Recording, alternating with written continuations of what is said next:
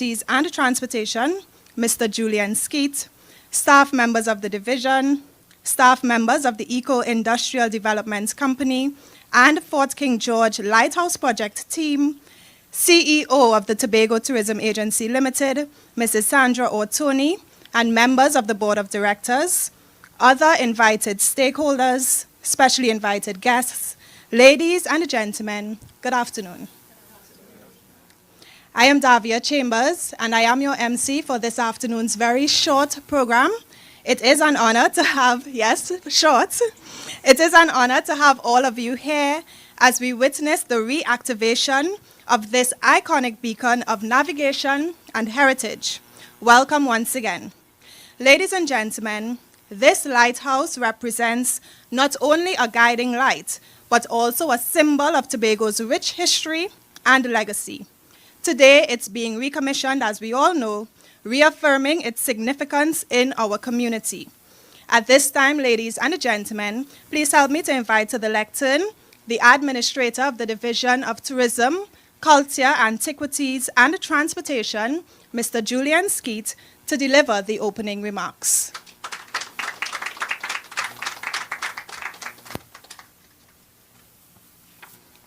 Thank you very much, Ms. Chambers.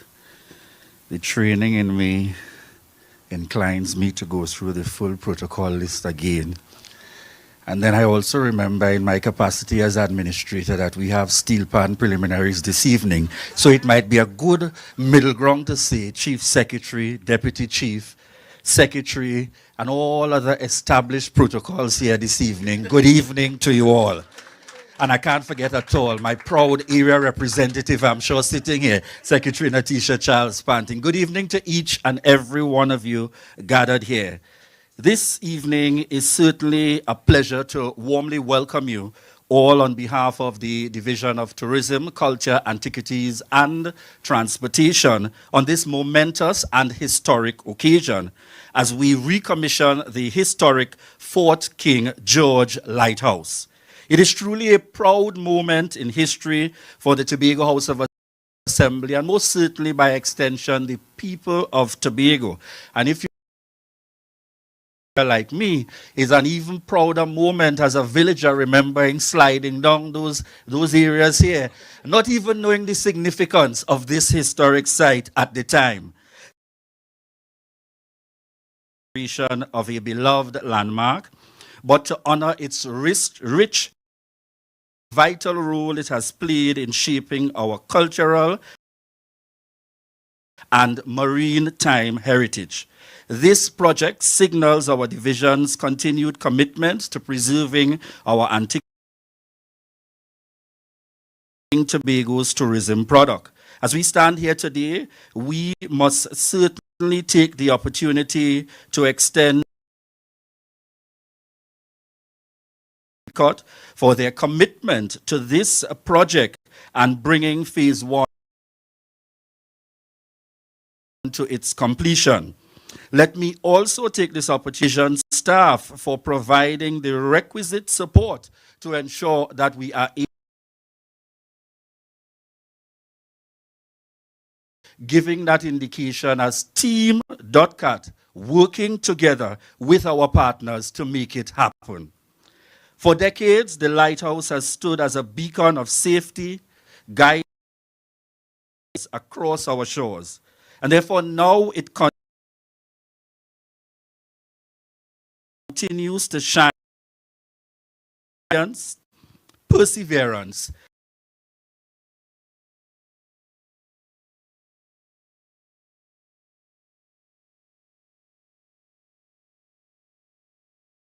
and the unity of our people. One of you joined here today to mark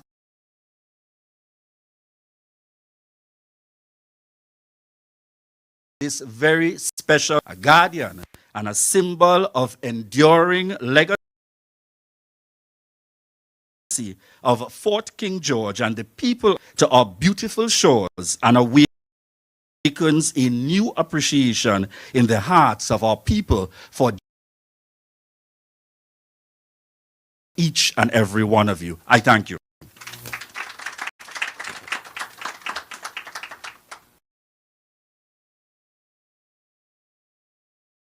Thank you, Mr. Skeet, for your warm welcome. Ladies and gentlemen, now we'll understand the scope of this project, the of property development at EID Cuts.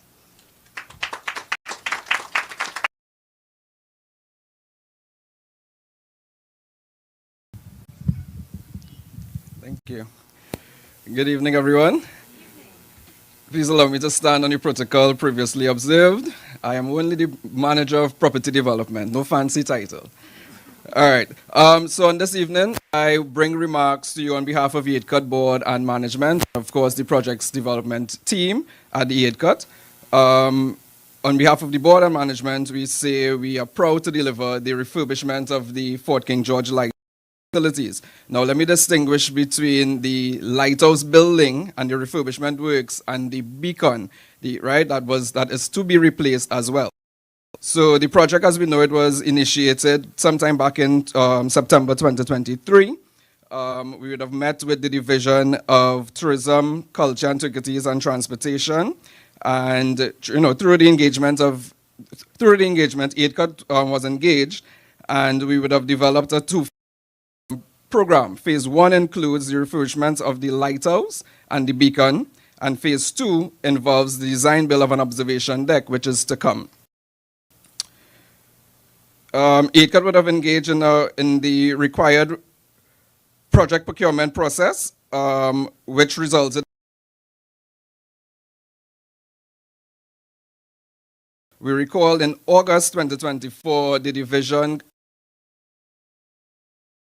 here at the site in of the start of the project. The contractor on September 9th,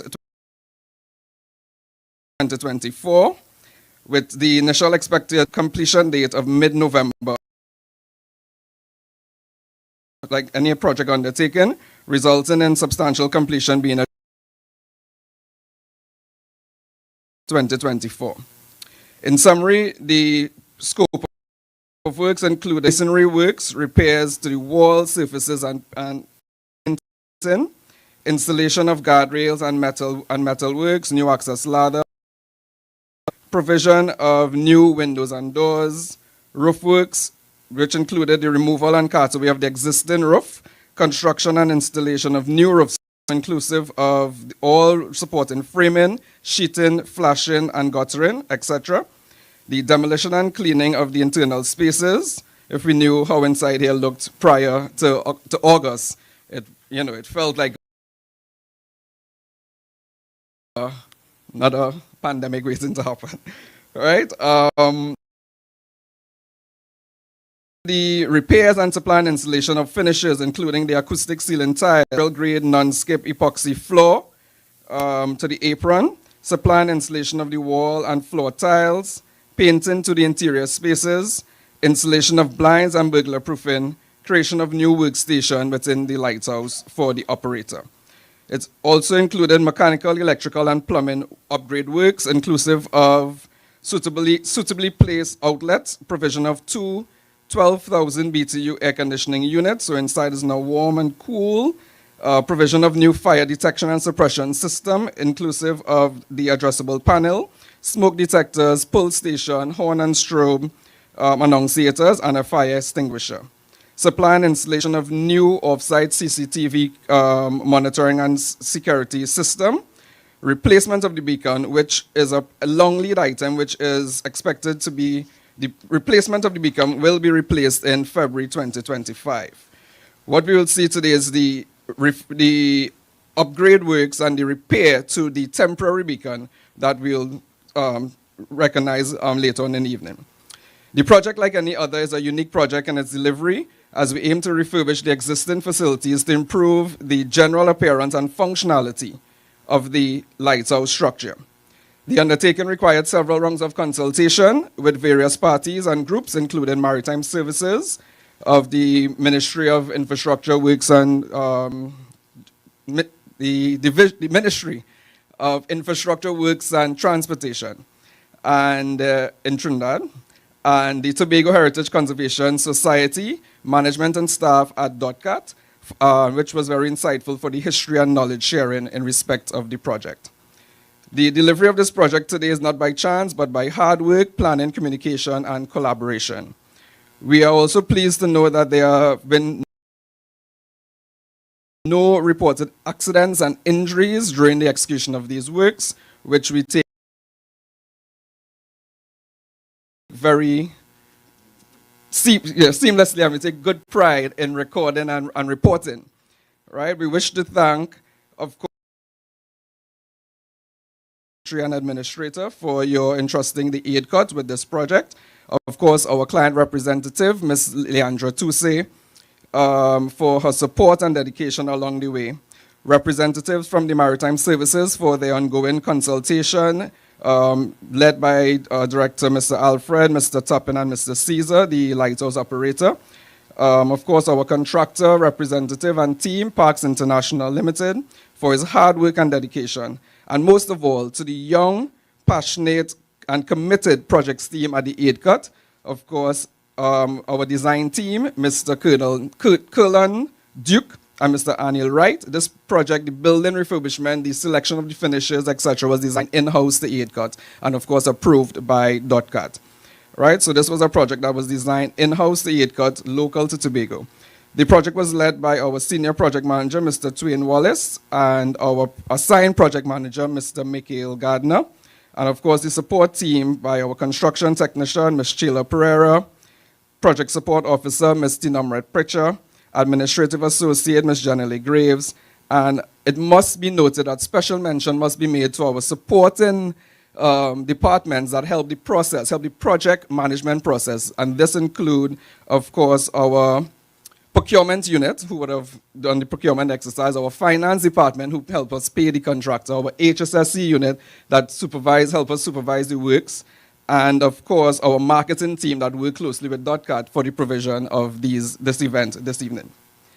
In closing, we wish to highlight one of the success factors on this project, which stem from our regular and routine progress meetings, where we were able to plan, communicate, and clearly establish shared goals and a common focus towards the successful project completion, and one in which we are all proud and pleased about. It is already stated that the client and the wider Tobago is quite pleased with the works completed. For that, we give a round of applause. At management and project procurement and project management entity, we take our responsibility and duty very seriously. We can and limitations, self-correct along the way, and deliver on our projects. And as we say at AIDCUT, build AIDCUT strong. I thank you.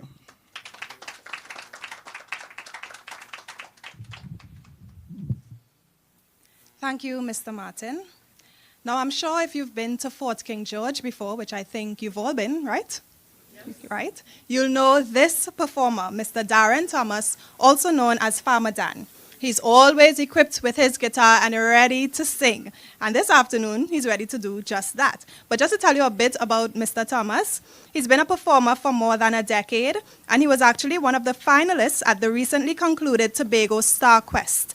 This afternoon, he will be performing the Mighty Shadows Dingole. Ladies and gentlemen, please welcome Mr. Thomas with a hearty round of applause.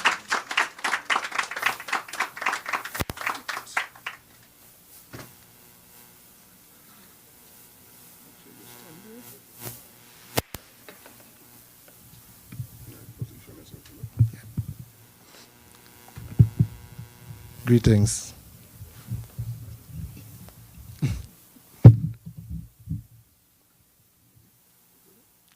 Yeah.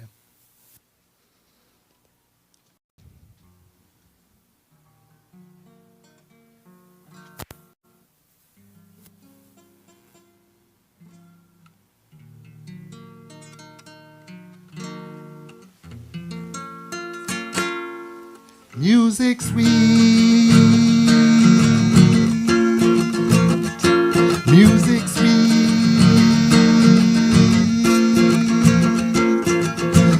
one who invented music, gots to be terrific, gots to be the one who created the sun and the seas, rivers and trees.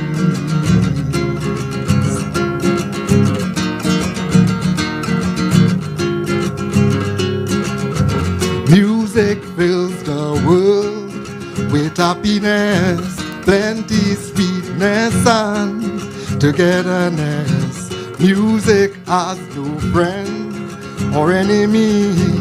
Anybody could dingole, dingole, dingole, dingole, dingole, If your clothes tear up or your shoe bust up, you could still jump up when music plays.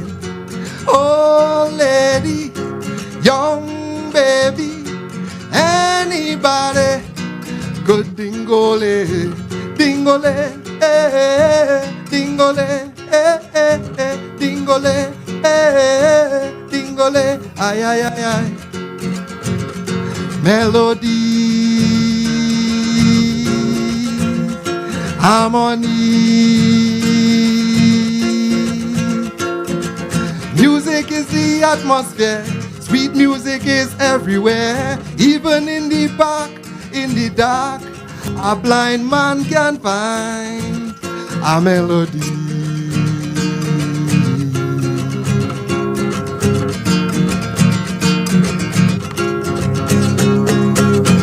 Music fills the world with happiness, plenty sweetness and togetherness. Music has no friends or enemy. Anybody could dingole, dingole, dingole, dingole, dingole, If your clothes tear up or your shoe bust up, you could still jump up when music plays. Oh lady, young baby, everybody could dingole, dingole, dingole, dingole, dingole, dingole, dingole, dingole, dingole, Thank you.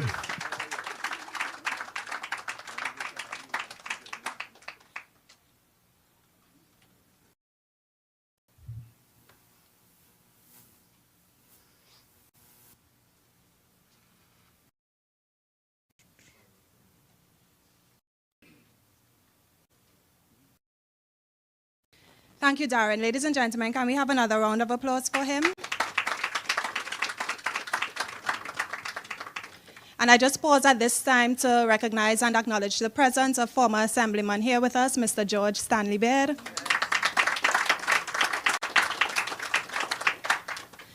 And as we move along with our program, ladies and gentlemen, coming to the lectern at this time to share remarks is the Secretary of the Division of Food Security, Natural Resources, the Environment and Sustainable Development, and Area Representative for Bagatelle-Bacolet, Assemblyman Nathisha Charles Pantin.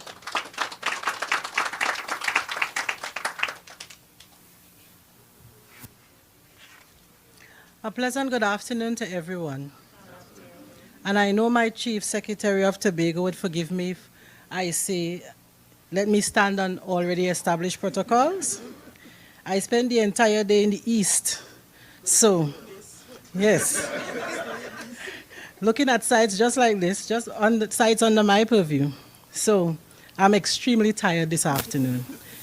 But I was really happy to see the former Assemblyman, Stanley Baird, come in, right? Stanley and I talk all the time on WhatsApp, and I know he's very passionate about the entire district. So I was really happy to see him come in.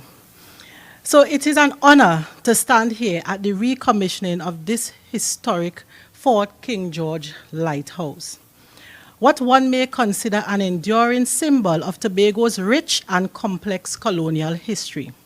This lighthouse, located within the district of Bagatelle-Bacolet, of which I am very proud to represent, embodies the strength and resilience of our people, a steadfast reminder of our shared heritage and the enduring spirit that defines Tobago.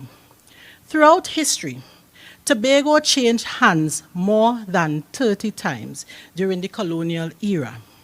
These transitions, though tumultuous, shaped our island and its people, much like this lighthouse, which has stood steadfast through the passing years, storms, and change.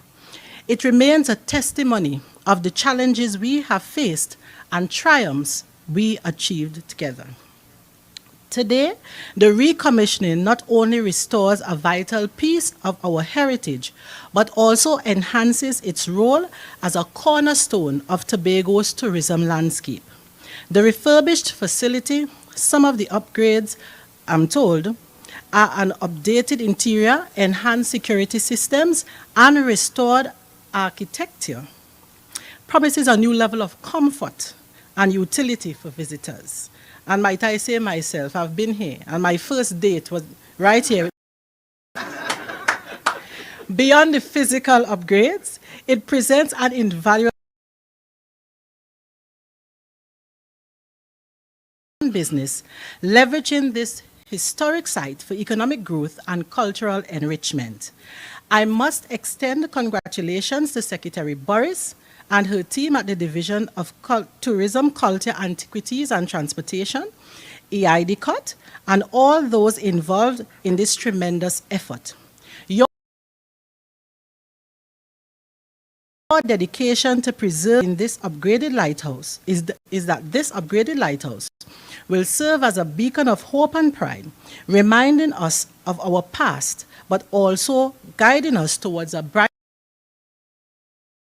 future for Tobago. I thank you.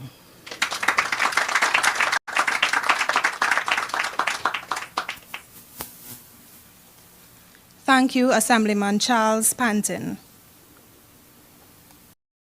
So we pause from the speeches yet again, ladies and gentlemen, for another cultural item.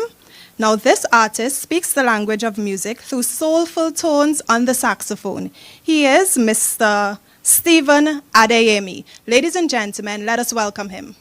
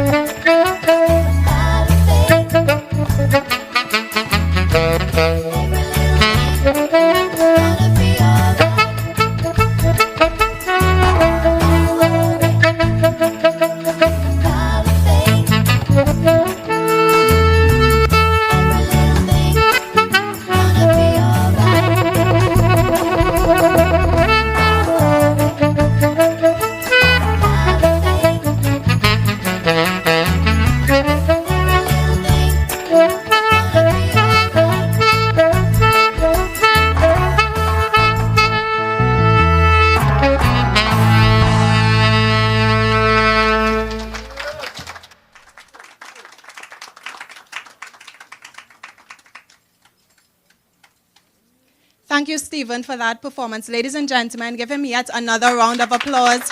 Passion and artistry are definitely on display here this afternoon. We move right along with our program, and now delivering remarks is the Secretary of the Division of Tourism, Culture, Antiquities and Transportation, Councillor Tashia Burris.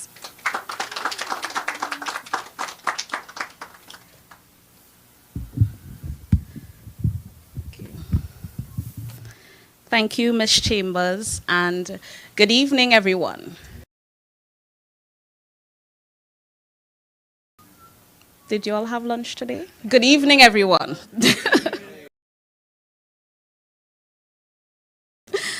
So I also take this opportunity to stand on the protocol that has been beautifully previously to recognize some persons whose names were not called in that protocol listing. So I would like to recognize our technical advisor with respect to antiquities in the Division of Tourism, Culture, Antiquities and Transportation, Dr. Charleston Thomas, who is in the back. I would our cultural officer too in the Department of Culture. I would like to recognize the Shank. I would also like to recognize members of the Tobago Heritage Conservation Society as well as members of the Tobago Trust. I would also like to recognize the Deputy Chair of EIDCOT, Dr. Anselm Richards, and most importantly of all of these people, doctorate, I'm sorry, I won't take it back. Anselm Richards, thank you.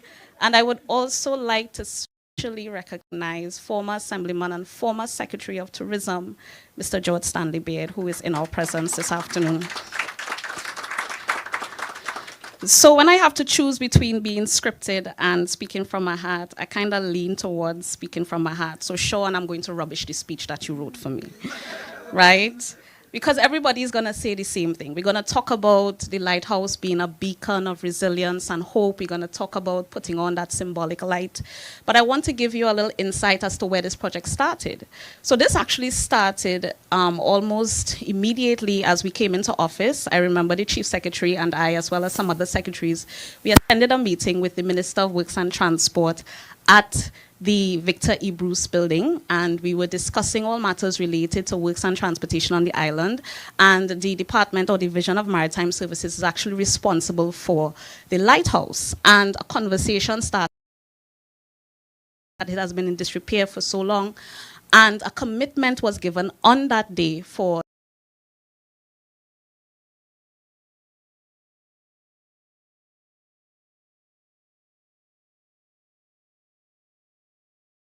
the THA to undertake the restoration of, with the promise that the Maritime Services Division preservation of history, and that was the reason why he created the Antiquities Department and added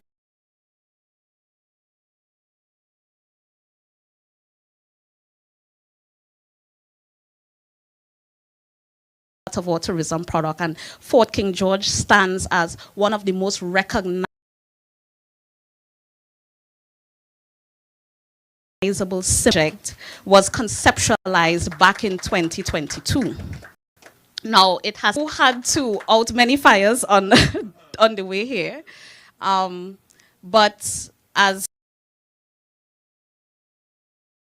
important strategic partner of the division in terms of the delivery of a number of our infrastructure upgrade projects for this fiscal. I am happy to say that this is the first project that we are delivering under our 44 in 44 initiative. That is the policy of the Tobago that the Division of Tourism is well on its way to delivering all of the projects that we have put forward under this 44 in 44 initiative. So, yes, the fund, Secretary of Finance, once we get the funding.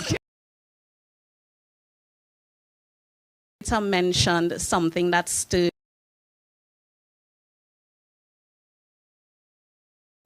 a very visceral childhood memory for me.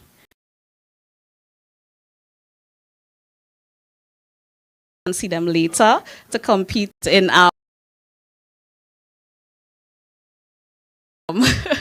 in PAN prelims tonight, small bands of the structure. And when this iconic light went dark, I felt as a child that Tobago went dark. And this light remained dark for more than 20 years. And I wouldn't correlate that darkness with any other. Administration has demonstrated our commitment to turning on the light finally. And for me,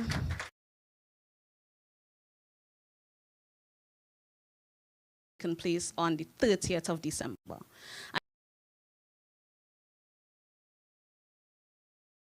The reason why we chose that date in particular was the turn of the new year, to symbolize that we were finally putting on the light and shining our light, and another level of darkness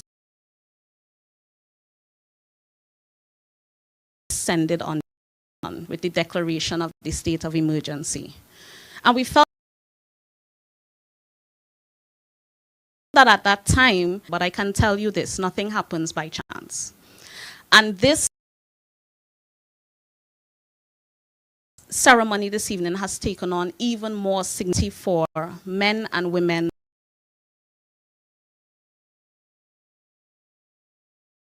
of courage and faith to step up and lead. And that is what the true representation in the midst of the deep imagine. For us, most importantly, is ensuring that Tobago can continue to stand good leadership at the helm in the person of our Chief Secretary, Mr. Fali Chavez Augusta, as well as Deputy Chief Secretary, Dr. Faith Brebner, and the entire team of this administration, who goes to work every single day, committed to ensuring that we do right for the people of Tobago, regardless of the cost, because that is the price that we pay to serve. We thank you for being with us this afternoon, because we recognize the importance of community and ensuring that we continue to preserve strong legacies. This lighthouse is more than 200 years old. Can you guess the year that it was constructed? Not anybody from the Heritage Conservation Society or the Tobago Trust. Can anybody guess? This lighthouse was constructed in 1821, which means that this stands as one of the oldest pieces of architecture on this island. And we have a responsibility as government, as a people, to ensure that while we are progressing, while we are encouraging development, while we're inviting all that is new and all that is shiny and all that is good and all that represents enhancement, that we take a time to look back and remember from whence we came. And that these structures, this lighthouse is just one of many that lie across the island, some of them in great condition, some of them lie in ruin. But we have a responsibility to ensure that we as a people, we don't just know our history, we don't just understand where we came from, but there is evidence of that history that we can tell our generations that we did our part in preserving what has gone before. So once again, I would like to take this opportunity to thank everyone who has had a part to play in this project. It has been long in coming. We are happy to say that we have delivered on our mandate. In this time when Tobago is facing great odds, we will not rest until we have done everything that we can do to continue to help this island grow and strive and thrive. And as my Chief Secretary and the team always says, everything we do is to ensure that Tobago becomes the greatest little island on the planet. I thank you.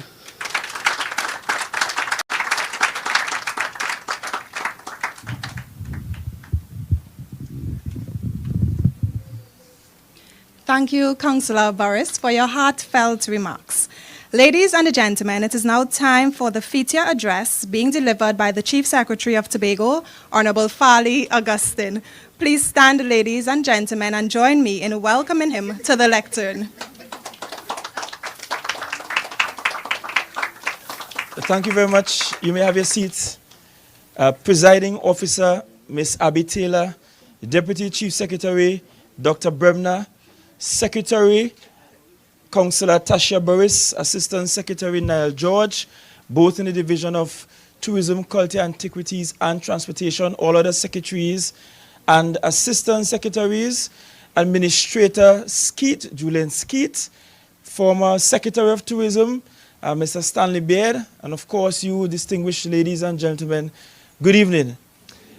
I will be uncharacteristically short because even before PAN, we have a community center to deliver in Lekoto this evening as well.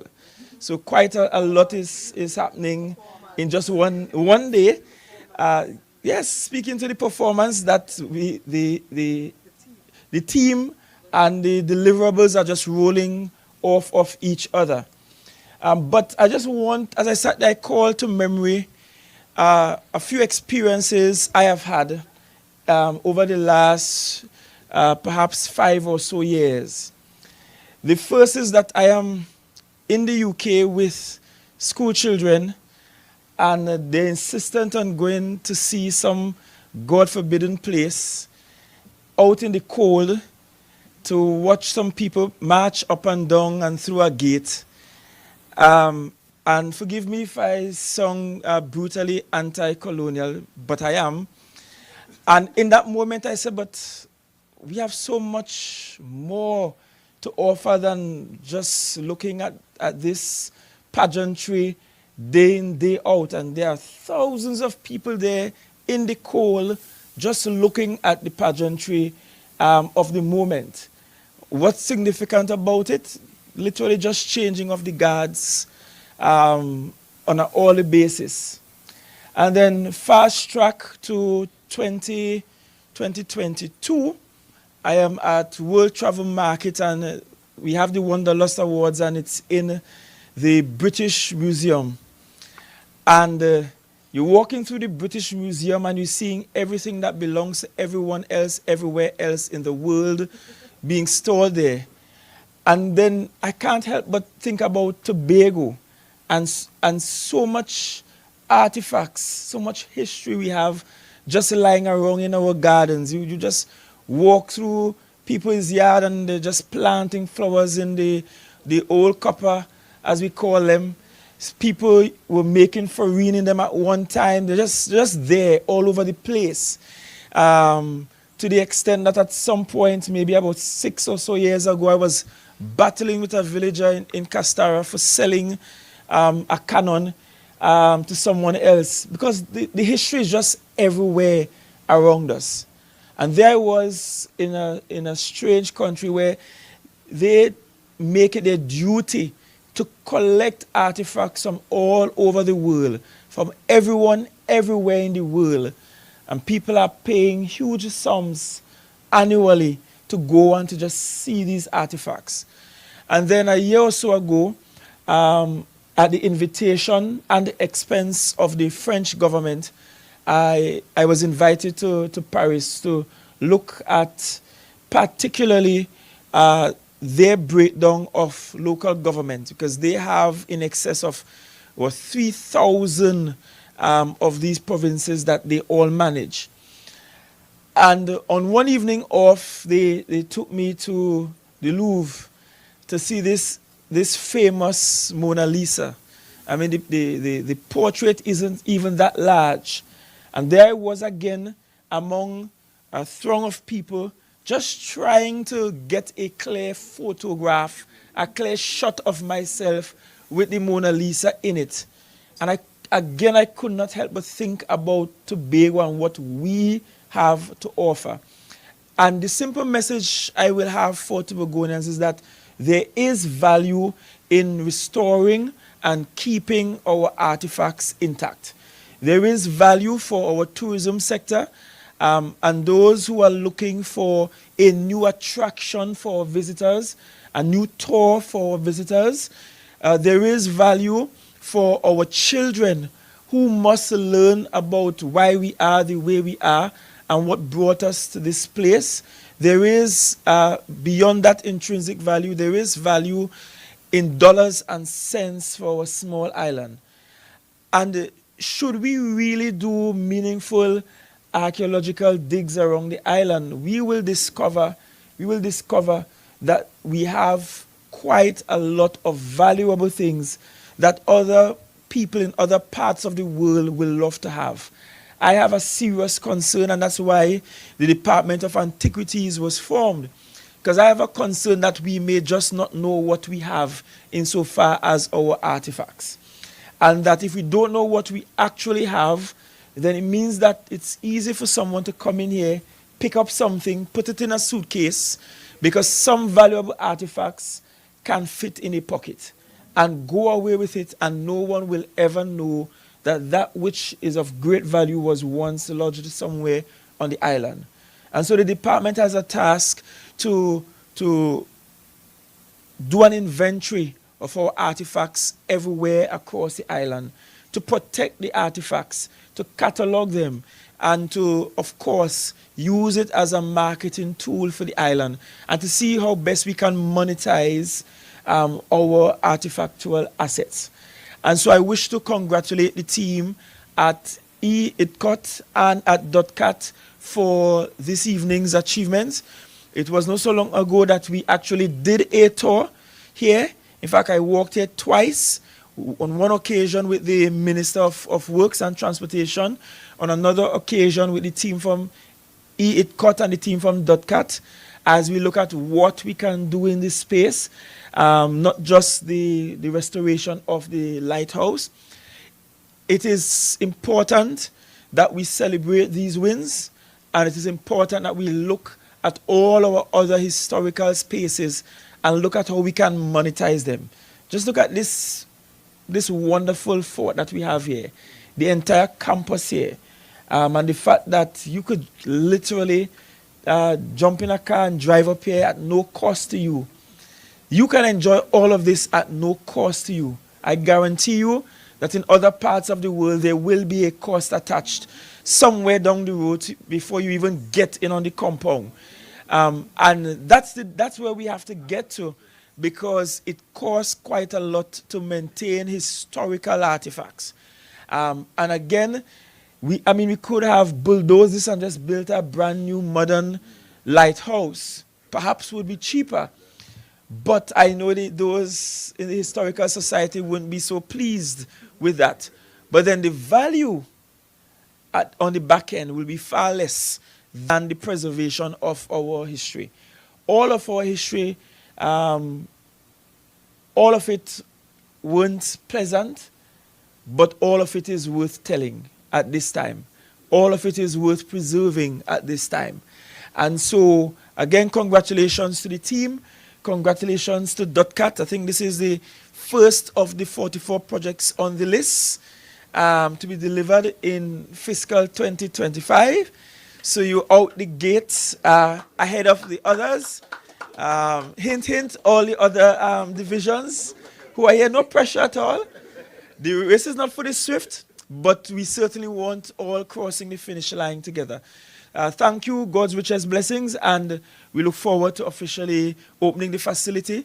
And we're even looking forward to February, thereabouts, February, beginning of March, when the lighting fixture will arrive and we'll be able to install a permanent fixture.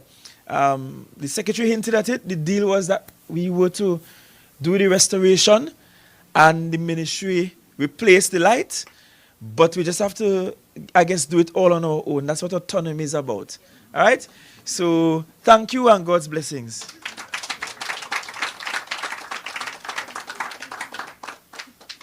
Thank you, Chief Secretary Honorable Augustine, for sharing those words with us and highlighting the importance of restoring our artifacts.